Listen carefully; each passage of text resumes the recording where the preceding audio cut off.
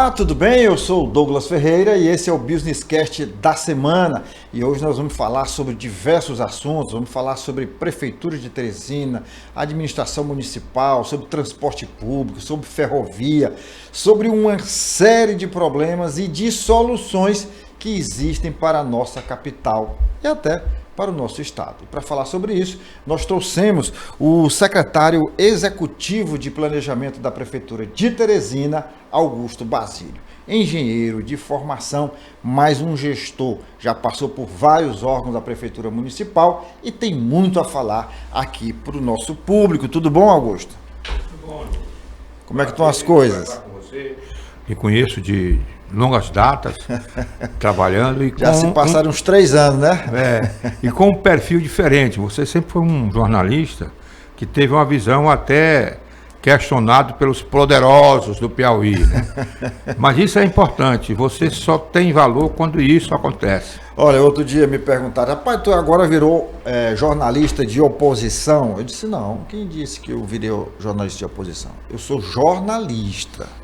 Ocorre, Basílio, e eu faço questão de fazer esse parênteses aqui, que o jornalismo ele só existe, e pela sua essência, como oposição. Mas não é oposição partidária. Aqui nós não somos oposição do prefeito Silvio Mendes, nós não somos oposição do governador Rafael Fonteles e nem do presidente Lula. Mas nós somos oposição a qualquer tipo de esquema dentro da gestão pública nesse país. Nós somos oposição à corrupção, nós somos oposição a interferências, digamos assim, absurdas do judiciário no legislativo ou no executivo. Então, nesse ponto de vista, nós somos oposição sim, mas nós somos a oposição sadia. A gente não combate, né? A gente não combate ninguém.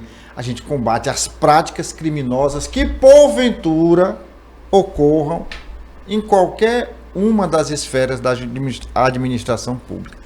Eu fiz esse parênteses aqui porque realmente você está certo. Tem muita gente que vem com essa história de dizer que a gente tem uma postura crítica, oposicionista, nada disso. Nós somos jornalistas e jornalismo é isso. O resto, como já dizia Milor Fernandes, ele dizia o seguinte, que jornalismo é oposição e o resto são secos e molhados. Palavras do saudoso Milor Fernandes.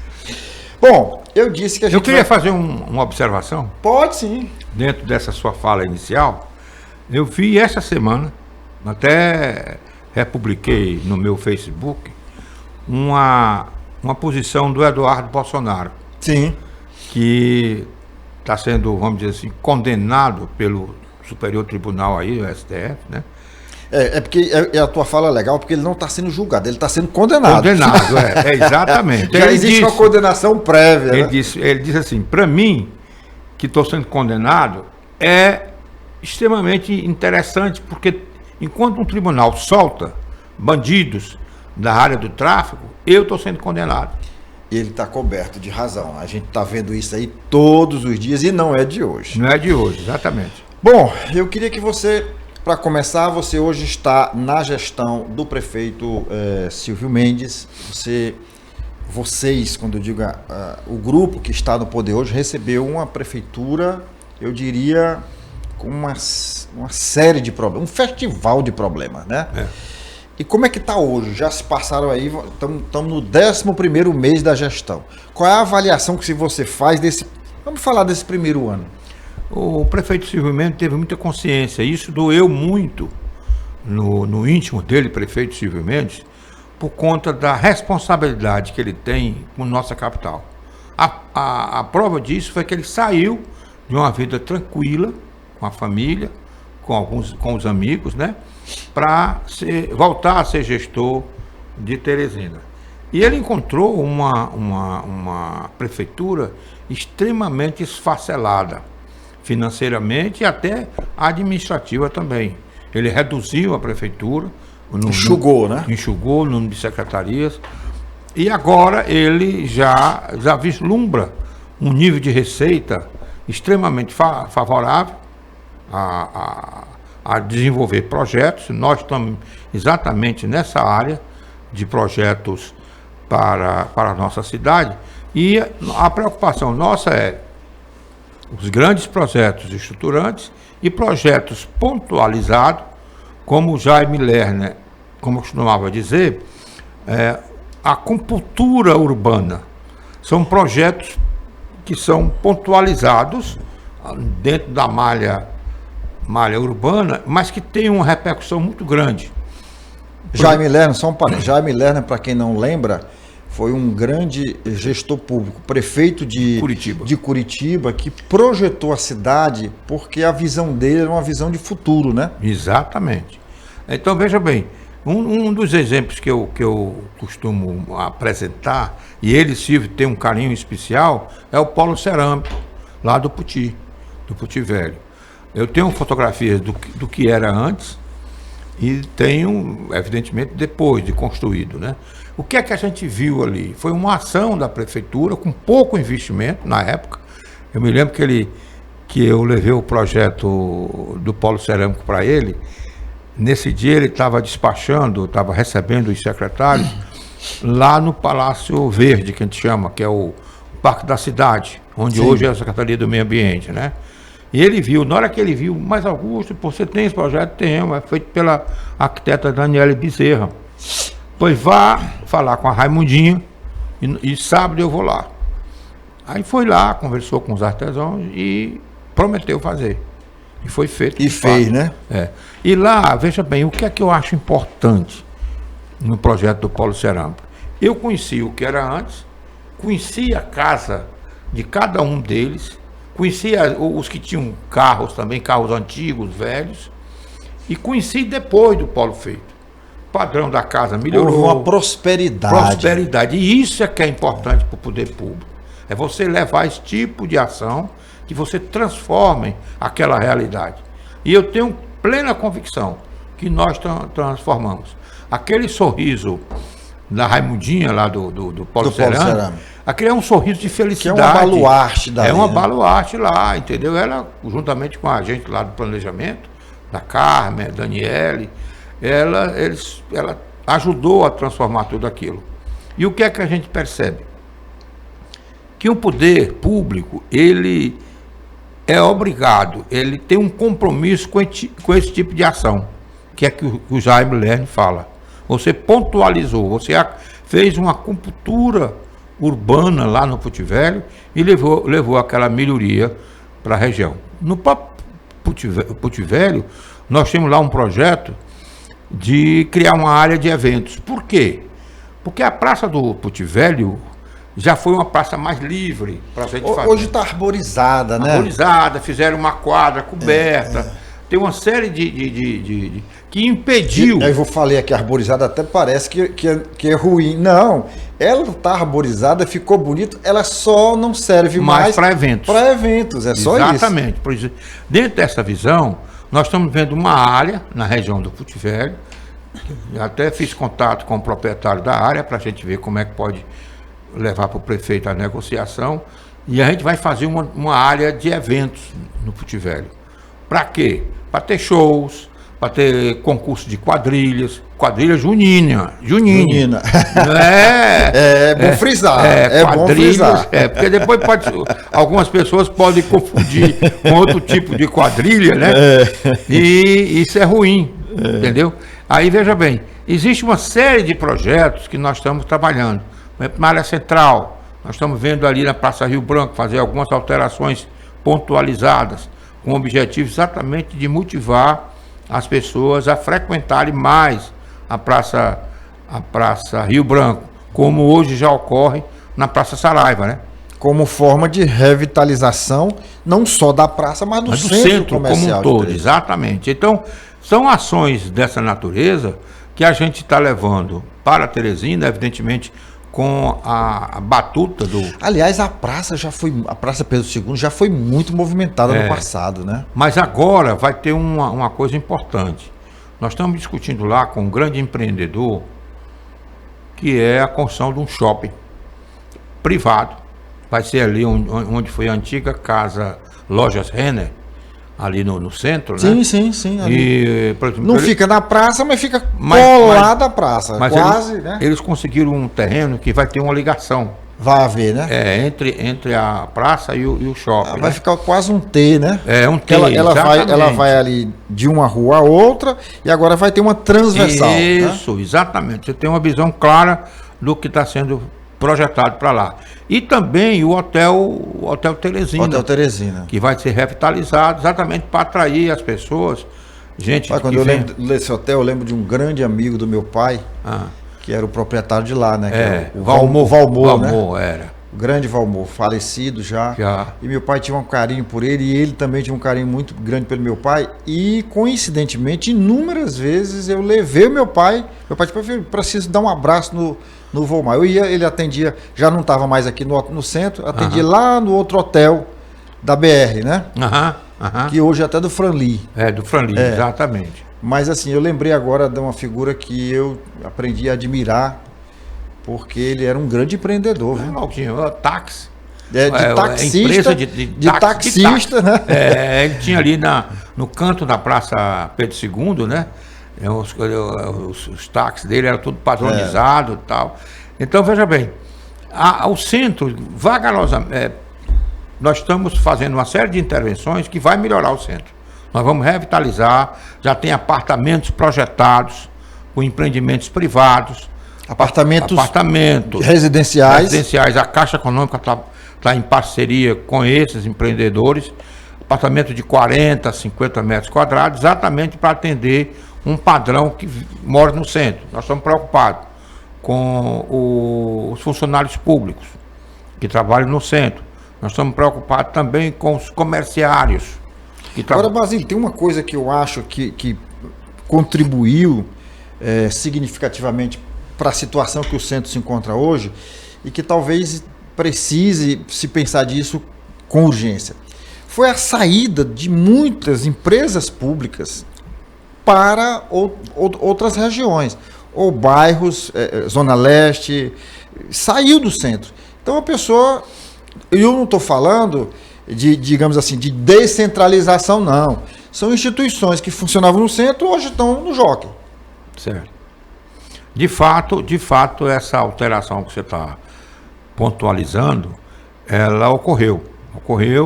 E hoje o prefeito Silvio Mendes tem uma consciência que a gente deva incentivar a retomada dessas ações públicas também no centro. A própria prefeitura mesmo está trazendo algumas secretarias para se instalarem no centro.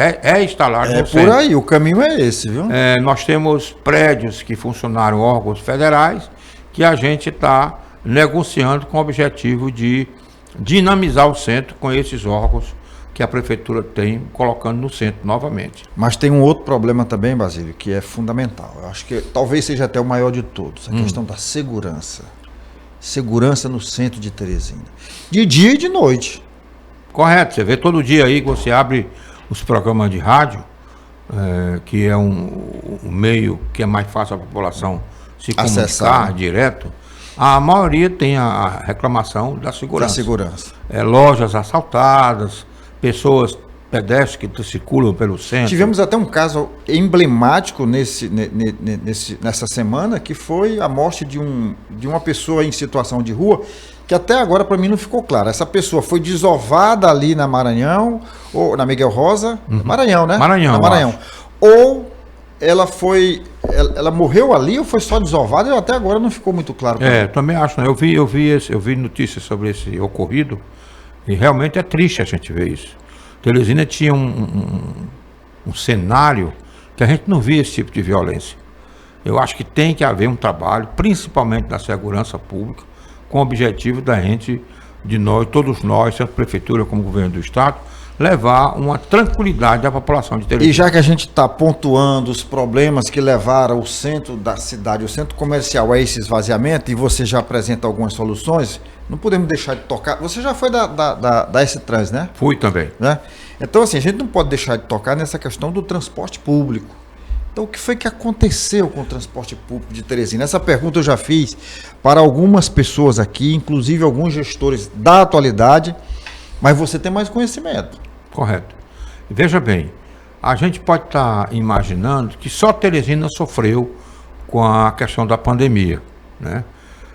E não foi. Eu acho que a redução da demanda de passageiro transportado nos grandes sistemas do Brasil foi quase que uniforme, todas as cidades. Eu tenho um filho que morou em Recife, hoje está morando em Petrolina, e eu fui muitas vezes a Recife, né? E a gente via como foi o baque do transporte público lá de Recife. Evidentemente que a dimensão do transporte público lá de Recife é muito maior do que o nosso, mas também lá houve redução.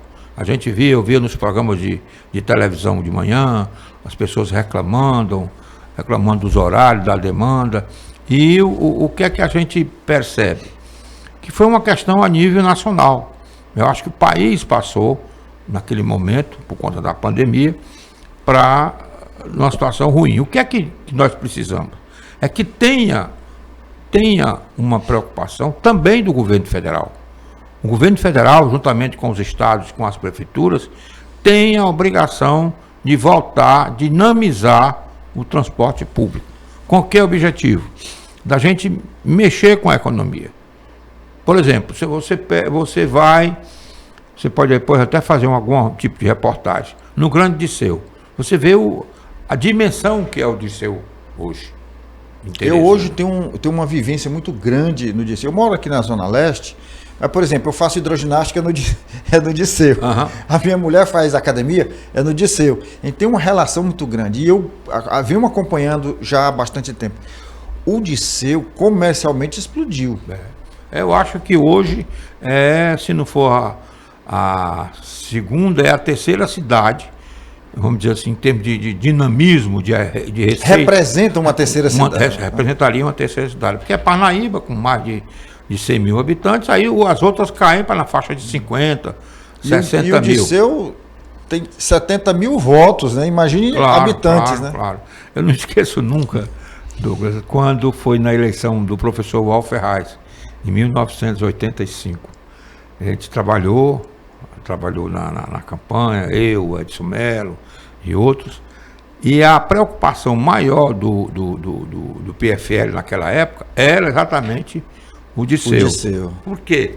Porque lá era um potencial incrível de votos que o professor Wal tinha, como de fato teve, né? Ele teve muito voto na Zona Norte, mas também teve na Zona Leste, na Zona Sudeste.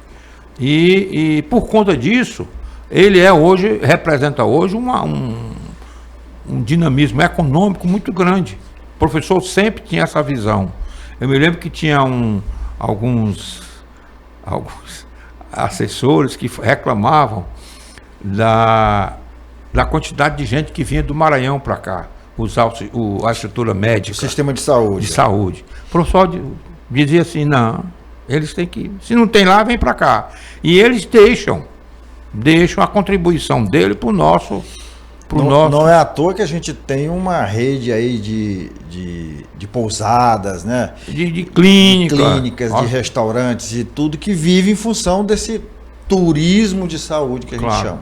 Você vê o seguinte, que é uma área em Teresina que cresce. Você vê a quantidade de hospitais que são construídos. E isso representa, por exemplo, eu converso de vez em quando com o Dr. Vilar. Quando eu posso.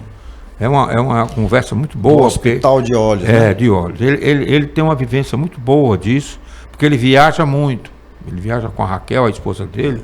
Ele viaja muito. E isso mostra a ele o que pode ser trazido para Teresina. E ele já tem hoje. Botou os filhos lá dentro, botei uns 2 filhos que trabalham com ele. Eu mesmo já fui operado dos olhos através dos filhos dele. Estou aqui vendo muito bem, graças a Deus. Eu sou paciente de um dos filhos e eu queria até fazer um registro aqui, um agradecimento de público. Você falou aí, o doutor Francisco Vilar viaja muito com a doutora Raquel, com a esposa dele. E outro dia eu estava com dificuldade de marcar uma consulta para o meu filho em função digamos assim, da dinâmica. Lá é muito procurado. Incrível.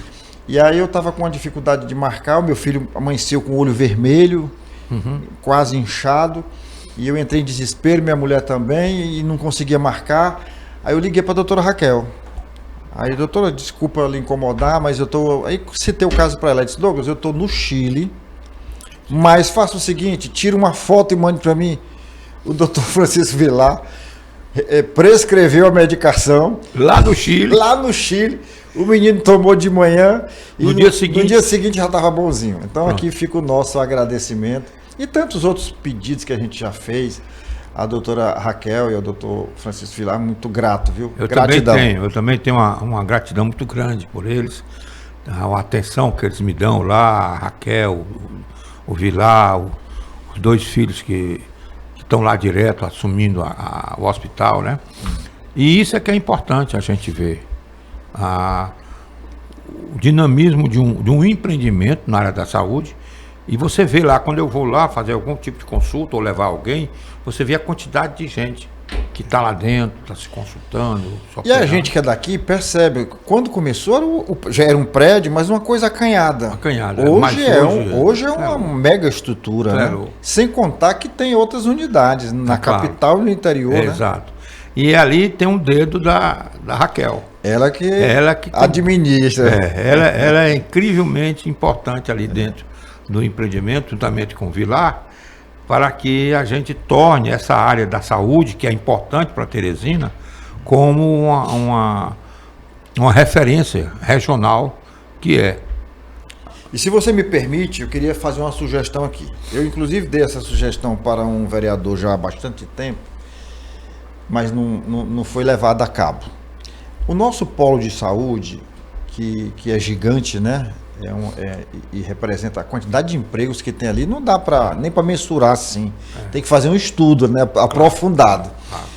E outro dia eu parei numa farmácia e na hora que eu saí da farmácia eu vi uma pessoa idosa tropeçando na calçada e caindo. E aí eu me lembrei quem conhece a Europa sabe que calçada lá é coisa séria. Então as calçadas são todas uniformizadas, todas padronizadas, e eu fiquei imaginando, por que não a prefeitura fazer algo semelhante aqui? Não sei nem se pode, porque seria no patrimônio privado, a calçada, mas tem uma relação direta com a cidade, né? Nós temos reuniões periódicas com as clínicas, os empreendedores do Polo Saúde. Na próxima reunião que tiver, eu vou levar essa sua sugestão. Pronto, seria interessante. A gente pode estabelecer um padrão de passeios para pedestres, lá pelo planejamento. Com muita acessibilidade, né? Exatamente. E a gente transformar esses passeios numa rotina das clínicas que estão sendo implantadas, ou as antigas também, para que a gente leve essa segurança na circulação, principalmente dos idosos. Eu fico muito grato e vou me sentir honrado, mas eu acho que a cidade é que vai agradecer. Também concordo. E o usuário dali é que vai agradecer. Bom, com relação, a gente falava do serviço público em relação ao transporte. Eu entrevistei uma pessoa aqui da prefeitura, me falou sobre um projeto de eletrificação do sistema de transporte.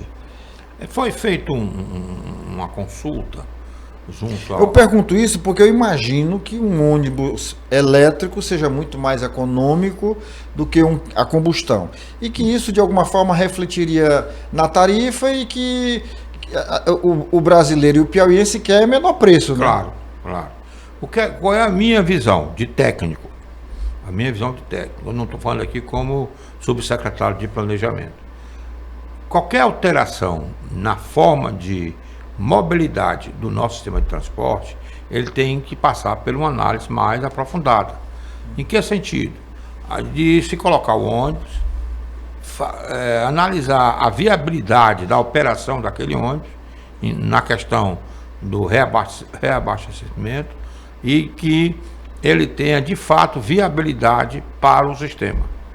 Então veja bem, o que é que eu vejo? Há necessidade da gente fazer um estudo mais aprofundado. Eu acredito que o BNDES, que deve estar por trás desse processo de financiamento, irá oferecer também recursos para que esses estudos sejam realizados. Eu não esqueço nunca, Douglas, quando eu fui abrir aquela via que circula os ônibus na Praça Saraiva. Sim. Que ele circulava pela Félix Pacheco. Né? Mas era muito estreito. Era uma confusão, ficavam os ambulantes nas calçadas, os comerciantes reclamando. Aí eu falei primeiro com o professor Wall, e o Wall não aceitou. Aí depois falei com o Chico Gerardo, que assumiu a prefeitura, também não aceitou. Aí que era comprometer uma parte da praça, né? Da praça, exatamente. Aí, quando o Firmino foi eleito, nós levamos a mesma sugestão. Eu não costumo desistir das ideias, não. Não é bom mesmo, não. Aí eu levei para o Firmino, me expliquei como é que ia ser feito, e ele aceitou. Augustão, que ele me chamava de Augustão.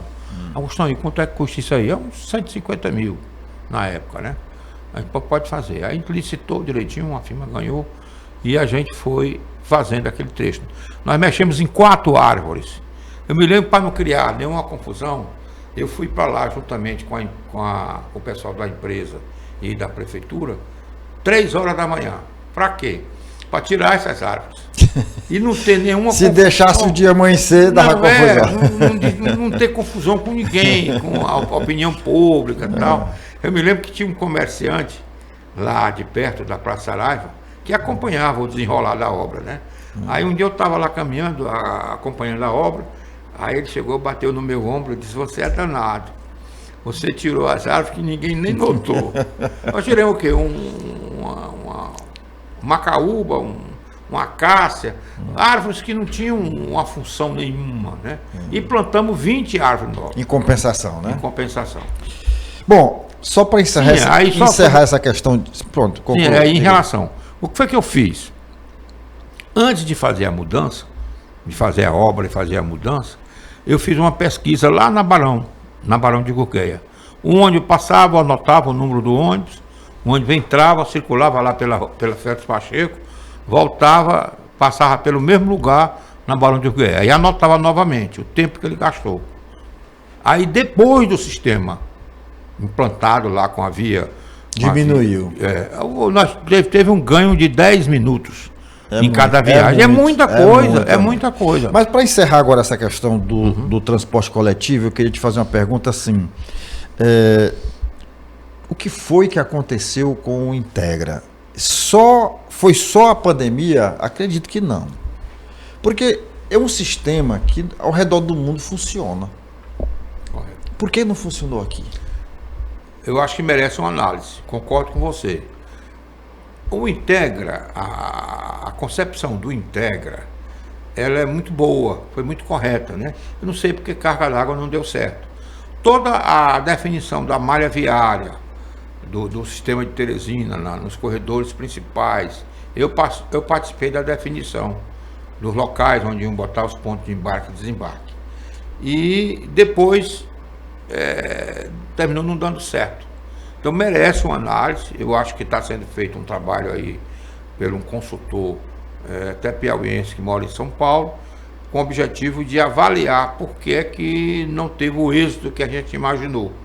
Mas eu acredito que seja uma solução muito importante para a nossa cidade. Eu conversei com alguns motoristas na época e eles disseram para mim: doutor, você imagina como ficou mais fácil nós circularmos, porque não existe cruzamento para a via que a gente circula. Quando a gente circulava no lado da direita e não no canteiro central, a gente tinha o cruzamento dos veículos que saíam das avenidas. Aliás, foi uma grande inovação essa do ônibus circular pelo canteiro central. Que eu já tinha visto isso antes, e você deve conhecer, a Avenida Caxangá, lá em Recife. Estudei lá. Eu me lembro, eu fiz uma época, gente, como jornalista, eu fiz um estágio, trabalhava na TV Clube de Teresina, eu fiz um estágio na Globo Nordeste. Sei. Que fica lá ficava na Ponte da Boa Vista. Não, lá em Olinda. Ficava em Olinda. Mas tinha uma sede na... Eu acho que tinha um escritório lá, uma coisa assim. Mas era lá em Olinda. E uma vez eu fui fazer uma reportagem lá na Avenida Caxangá. E me chamou a atenção, que a gente é acostumado aqui em Teresina, os ônibus sempre parando na direita. E lá era no centro. E eu achei aquilo incrível, sabe? Eu gosto dessas coisas inovadoras. Sabe? E aí, toda vez que eu vejo, eu me lembro da Avenida Caxangá. Eu circulei pela Caxangá, quando eu estudei em Recife, e era totalmente diferente. Totalmente diferente. Eu estudei lá em Recife de 74 a 78, né? E já era implantado? não tinha, era exatamente do lado da direita, né? E era um tráfico daquele jeito que você vê lá, né? Eu acho que o experimento no Nordeste foi a Caxangá. Começou por lá, também acredito. Fortaleza também teve alguns, né? Então veja bem, o que é importante no caso desse sistema em Teresina? Eu acho que devia envolver a Universidade Federal, o curso lá de engenharia, ter lá um departamento de transporte, tivesse professores que se preocupassem com os alunos de fazer pesquisa, de ver o tempo que o ônibus circulava antes e depois. Então existe uma série de estudos extremamente práticos, que a gente mostra o resultado. Eu não esqueço nunca essa arquiteta que está lá até hoje. Ela chegou lá no planejamento com a ideia de fazer um projeto de revitalização do mercado de São José, mercado central, né? Nós demos total apoio a ela, entendeu? Total apoio. Por quê? Porque foi uma oportunidade dela desenvolver um projeto de final de curso e, ao mesmo tempo, oferecer para a cidade, uma solução. Tinha uma professora lá, orientadora, que eu não sei, se eu não me engano, era Diva Figueiredo. Hoje ela está em Fortaleza, eu acho. E com isso a gente levou um resultado. Então é extremamente importante a universidade participar desses processos de uma nova visão da cidade como malha urbana, tudo isso. Bom, você tem uma visão, lógico, bem interessante sobre Teresina, mas também sobre o Piauí. E eu queria que você falasse agora daquele projeto da ferrovia transnordestina. Está praticamente concluída, falta pouca coisa, mas você tem uma visão de que esse projeto não está sendo pensado, ou pelo menos o Piauí não está pensando em desenvolver algumas atividades no sentido de integrar melhor essa transnordestina ao Estado. Eu queria que você explicasse isso para a gente. É muito importante essa sua colocação, Douglas.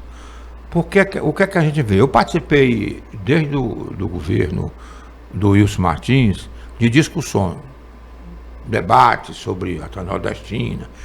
E eu via, não vou dizer nomes aqui que não interessa, muita resistência de algumas pessoas contra a transnordestina. E eu acho... Por quê? O que eles alegavam? Alegavam que o minério ia sair sem ser beneficiado, que o grão ia sair também, e eles não imaginavam que atividades poderiam ser feitas para existir um pré-tratamento ou então até uma incorporação dos grãos. Por exemplo, no caso do ferro, o ferro saindo como minério é uma coisa, o ferro saindo com industrialização como lingotes, né? Lingotes, ferro-gusa, lingotes, e você já deixaria alguma coisa aqui no Piauí. No caso dos grãos, você transformar em proteína animal, com porco, com frangos, aí você transformaria o grão em proteína animal, que construir frigoríficos para que a gente implantasse aqui no Piauí. E parece que a iniciativa privada já notou isso. Já tem projetos lá no sul do estado. Tem um grande frigorífico lá, que está se instalando lá. Agora veja bem. A região dos Cerrados. Do Cerrado. O que é que eu costumo dizer? O nosso estado teve um processo de desenvolvimento lá atrás, antes daí do Império, no gado, né? A história que a gente vê é que o gado veio e é exatamente no sul do estado, região de Jerumenha e outras cidades mais antigas, que se instalaram lá os aventureiros que na época criaram gado. Aí veio a charque, né? Carne de charque.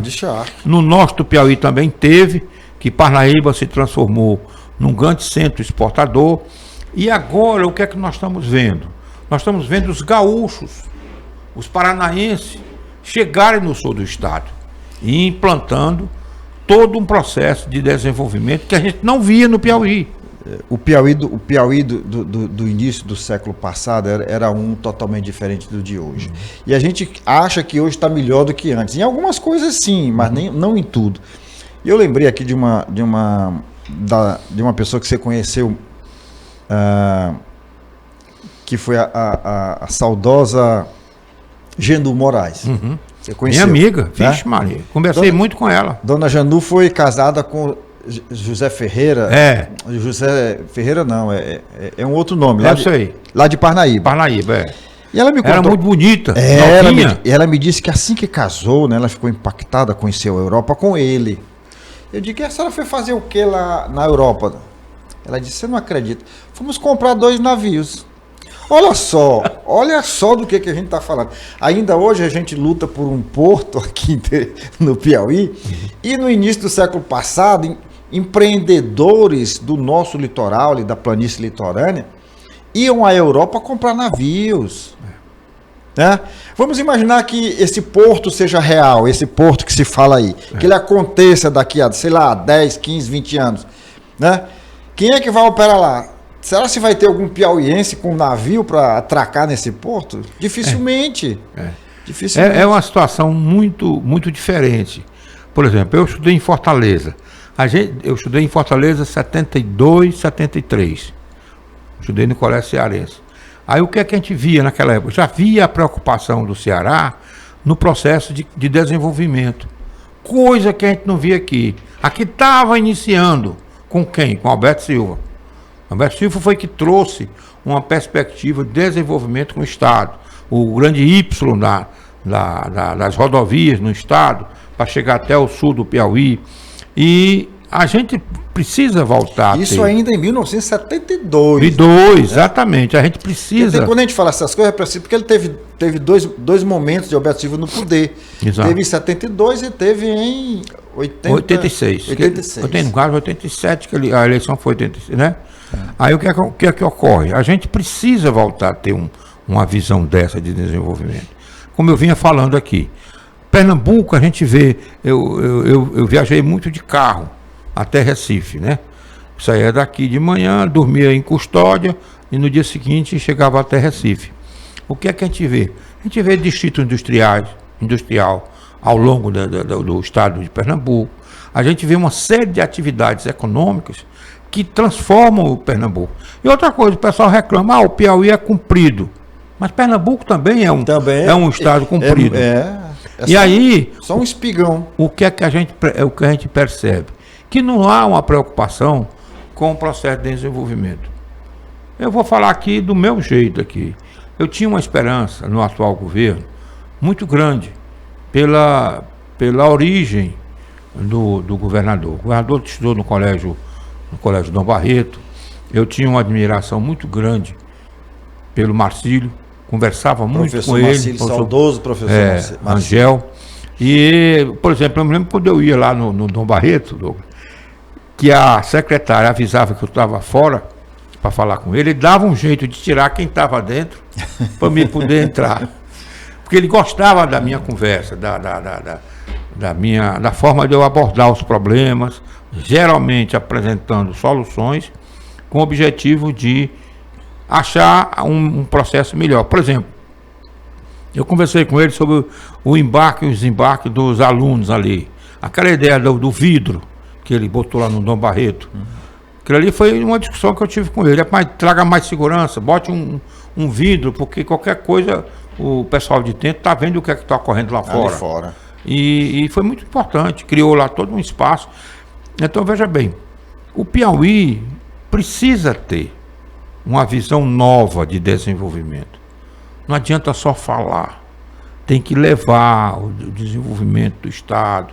Essa ferrovia, a Transnordestina, ela tem uma importância muito grande para o Estado. Por exemplo, nós temos 3... É preciso que se diga, ela vai interligar aí os estados, a nossa região produtiva, mas lá em Eliseu Martins, ao porto de Pecém, aqui agora também ao porto do Suape, em Pernambuco. Do Suape, em Pernambuco. A governadora tem um ramal para lá. Raquel Lira conseguiu fazer isso. Ela conseguiu retomar o trecho entre Salgueiro e Suape. Por que isso? Porque é de fundamental importância. Por exemplo, hoje o nosso combustível vem de São Luís. Combustível de Teresina. Do porto de Itaqui. Não, Itaqui? o porto de Itaqui. Não, é Itaqui mesmo. É Itaqui. O porto de Itaqui. Aí veja bem, com a possibilidade da Abreu e Lima, da refinaria de Abreu e Lima, a gente pode receber talvez combustível mais barato vindo de trem. Vindo de trem. Mas para isso precisa terminar a Transnordestina, que já está em parte de conclusão, e implantar o trecho entre Crateús e Piquet Carneiro, que no Ceará, que é uma variante antiga da Rede Ferroviária Federal, da Refesa, que a nossa bancada federal poderia estar hoje lutando com o próprio pessoal do Ceará para implantar esse trecho. Por que é importante esse trecho? Porque aqui a gente podia dar o mesmo padrão dessa ferrovia ao padrão que está sendo implantado na Transnordestina. Rampa máxima, raio de curva, o trem ia operar com mais segurança, numa velocidade maior, com o objetivo de facilitar tanto a ligação de Teresina com o Pecém, com o recebimento de container, como também o transporte de combustível, o transporte no caso indo para Eliseu Martins, o transporte de grãos. Mas sabe o que acontece? Eu acho que o que você está falando aí é uma coisa super interessante, factível e relativamente barata, porque a grande estrutura da ferrovia não tem nada a ver com a gente, já está sendo providenciada. É uma questão de mentalidade. O que o governo do Piauí hoje pensa é num porto próprio e ninguém em sã consciência deixa de desejar um porto. Quem é que não quer um porto? Eu quero um porto, você quer um porto. Mas a questão é, a viabilidade técnica, há calado suficiente no rio Igaraçu para receber grandes navios? Mas vamos transportar minério para lá e vai haver um transbordo para um navio em alto mar. E o custo disso?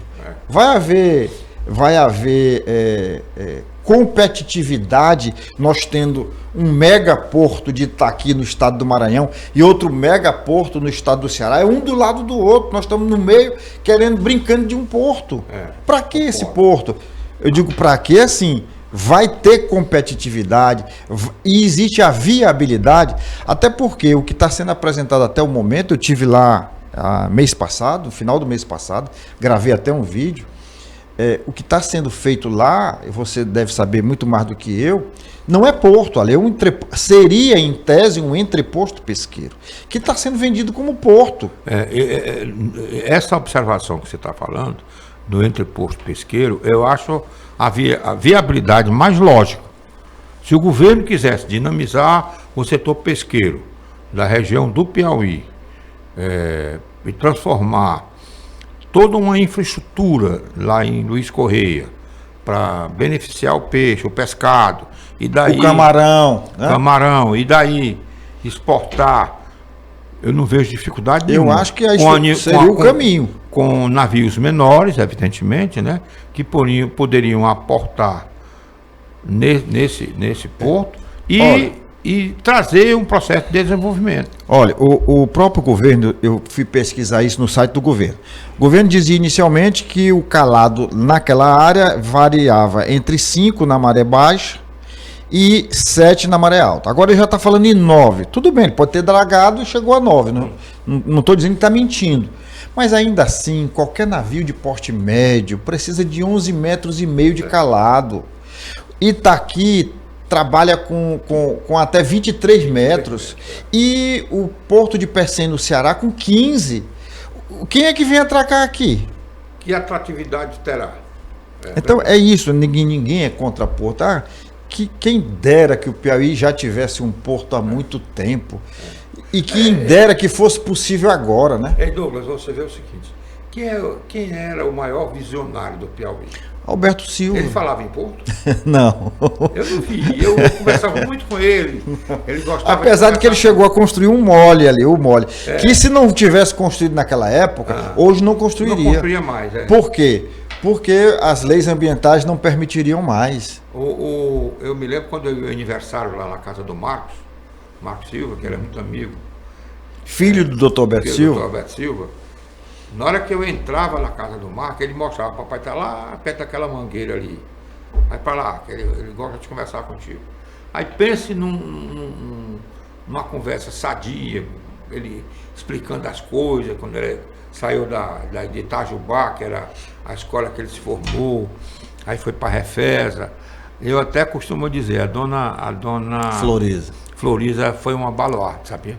Porque seguir passo a passo. Para e passos, né? A vida de Alberto Silva tinha que ser uma mulher tipo a Dona Florisa. Porque era uma pessoa diferente. E ela estava ali, sempre ao lado dele. Entendeu? Sempre. Bom, eu queria que você acrescentasse mais alguma coisa em relação, voltando para a Teresina, sobre esse primeiro ano de governo. Você já começou a falar, fez um pequeno balanço. O que se projeta para o ano que vem, 2026? Eu acho que já tem uma perspectiva de recursos bastante definida. Eu acho que Teresina, com certeza, com os recursos novos que estão chegando, Teresina talvez tenha 2 bilhões para investimentos, tá? Com os recursos novos, com o normal da prefeitura, mais o recurso novo. O próprio BNDES, 2 bi a mais. O próprio BNDES deve estar chegando aí com uma série de ofertas de recursos com o objetivo de melhorar a situação. Por exemplo, Teresina tem hoje, queira ou não queira, a necessidade da gente implantar mais o sistema viário para melhorar a circulação. Você vê ainda um tráfego bastante lento na Frei Serafim, na João 23, na Kennedy. Na Kennedy também tem problema. Eu enfrento isso todos os dias. Para poder enfrentar e não ter muito problema, eu terminei comprando um scooter, que é o que facilita hoje, né, o deslocamento. Então, é muito raro eu vir de carro, venho mais de scooter, porque eu tenho um menino que eu deixo no colégio e não posso atrasar. Exato. Né? Por exemplo, a minha percepção do sistema viário é a gente fazer de imediato, precisa até conversar depois com o Marco Antônio e com o próprio prefeito, o alargamento da Kennedy, daquela avenida nova que foi feita, como é o nome do médico? Da Kennedy, lá em cima. Não, aquela que sai, nós entramos na universidade. Josué de Moura Santos? Não, Josué de Moura Santos é lá na frente. Da Pé da Mola. É outro médico. Eu até estou aqui com a visão dele, é pai de uma amiga minha, também que é médica. Sei o que, Marx, é? Não, isso aí é o nome antigo, mudou esse nome. Mas tudo bem, é exatamente onde você está pensando. A minha ideia é que a gente faça uma grande giratória ali na chegada dessa avenida e faça um alargamento da Kennedy em 3 metros para um lado, 3 para o outro, criando uma terceira faixa. Porque hoje a capacidade... ali tem espaço. Não, a gente vai ter que mexer em algumas casas, naquela área da... Mas você falou nessa Josué de Moura... Não, Josué de Moura Santos é lá em frente. Mas você falou nessa questão ali dessa avenida, e aí me surgiu agora uma última pergunta para você, que eu acho que vai resolver e muito esse tráfego nas pontes, tanto na JK quanto na da universidade. Sim. Né?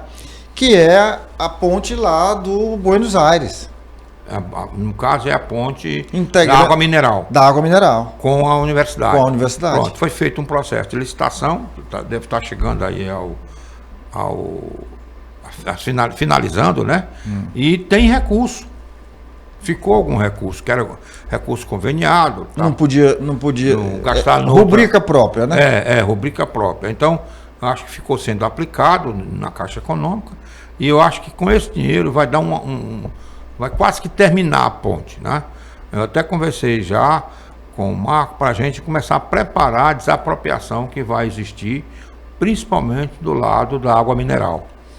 que a avenida deve chegar até aquele balão da Coca-Cola. Tá Sim, certo? sim. Por isso que eu falei no Buenos Aires, porque ali já é Buenos Aires. Exatamente. E a gente tem também, já que você falou de ações, que é o prolongamento da Avenida Marechal Castelo Branco, ali do Atacadão, sim, até a Embrapa. Até Embrapa, lá em Embrapa, cima, mas no onde primeiro acaba a avenida, na verdade, né? Aí, mas no primeiro momento, a gente, pelo menos é o meu pensamento, é fazer ali do Atacadão até a ponte.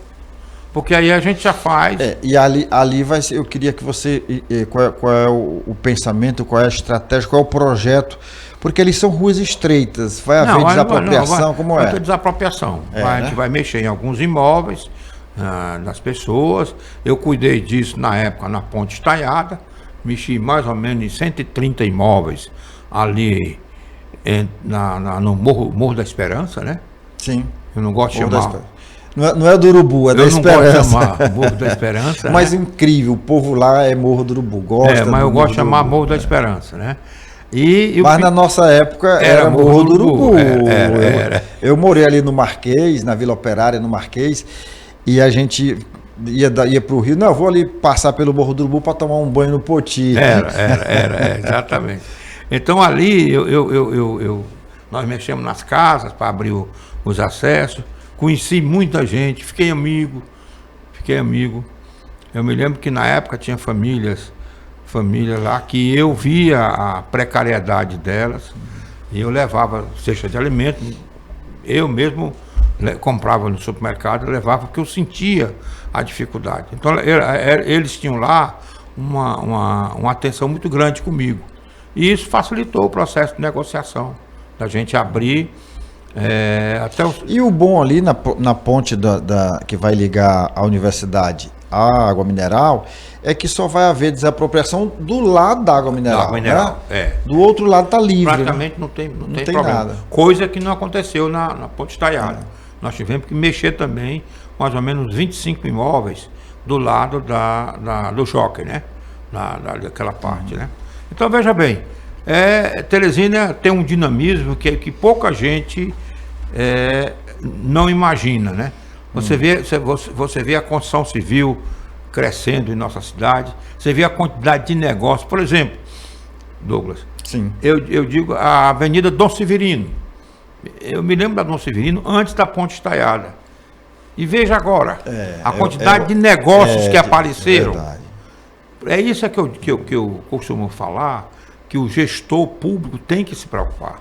De você levar a infraestrutura e a iniciativa privada. Se você der a infraestrutura, a iniciativa privada toma conta, dá conta do resto. Correto. Mas deixa eu fazer aqui um agradecimento aos nossos apoiadores, às empresas e às instituições que acreditam aqui no nosso trabalho, como por exemplo a Estrada Mob, que está com a gente desde o início, o Senac e o Sesc, que dispensam qualquer tipo de apresentação, a AproSoja, lá na região dos Cerrados, a Associação dos Produtores de Soja do Piauí, a Léo Madeiras, a Elo Engenharia, o Movimento Empreender Piauí, na pessoa do seu presidente, o Marcelino Lopes, a Automaster, a Pneubec, a Hotsat que está aí prestando grande serviço, tem um climatizador da Hotsat que é um espetáculo. Comprei um e aposentei meu ar-condicionado. É verdade. E muito mais barato. E muito mais barato. Tanto o aparelho quanto a conta no final do mês, né? Eu não sou menino. A Socimol, que também dispensa apresentação, né, do Grupo Claudino. Nós temos a Pax União, 52 anos no mercado. Temos o SESI, o Senai e o Centro das Indústrias do Estado do Piauí. A todos vocês, a nossa gratidão. Nós estamos chegando ao final, viu? Estamos chegando ao final. Passa muito rápido, né? Passa rápido. Passa rápido. Pois eu queria agradecer a oportunidade, Douglas. Você sabe que eu sou uma pessoa que é fácil ter acesso. Sem dúvida. E a gente pode depois marcar uma conversa. Não, no início do ano a gente vem, que eu sei que muita coisa ela termina batendo o martelo agora nessa virada. Okay. Então no início do ano você volta para a gente falar sobre projetos. Porque eu gosto bacana conversar com você, Augusto. Porque quando você faz a crítica, não é a crítica pela crítica. Você faz uma crítica propositiva, geralmente apresentando uma solução. E é isso que faz mover, né, as grandes cidades. triste daquele gestor, triste daquele prefeito, governador, que se enclausura e não aceita uma sugestão, né? Verdade. É exatamente isso que o nosso Estado precisa. Que os gestores sejam abertos para receber sugestões, abertos para receber críticas, como você bem falou, e transformar o nosso Estado. Por exemplo, eu queria aqui falar de duas áreas que estão se desenvolvendo na área agrícola, que é a região do Médio Paraíba, a região de Água Branca, ali na região, e a região agora, lá do norte do estado, depois de Piripiri, Piracuruca. Você vê que a gente passa por lá, já vê uma série de áreas preparadas para o plantio de soja. Sabia que o doutor Alberto vislumbrava isso? Isso, né? Lá atrás, é incrível, né? como ele tinha uma visão diferente. Lamentavelmente, a gente vê hoje os nossos gestores, com raríssimas exceções, que o cara não quer ver além da ponta do nariz. Da ponta do nariz. Viu? Muito obrigado, nós estamos sempre às ordens. E sucesso no seu trabalho. Obrigado, a gente é que agradece. Olha só, você que nos assiste, que nos acompanha, que está ligado no Businesscast, mas que recebeu esse link e ainda não é inscrito no nosso canal, aproveita agora, se inscreve, aciona o sininho para receber as notificações e nos ajuda a divulgar o nosso trabalho, o nosso canal, o Move TV Web no YouTube. Manda o link para a Associação de Moradores, para o link do WhatsApp do condomínio, também do seu trabalho, da sua igreja, manda para todo mundo. Como é bom a gente ser parado na rua e dizer, ó, vi teu programa lá, vi o Augusto Basílio, vi fulano de tal. Rapaz, isso dá uma satisfação pra gente, porque quem trabalha nesse métier da mídia alternativa, através das redes sociais, através do YouTube, é diferente da TV normal, né?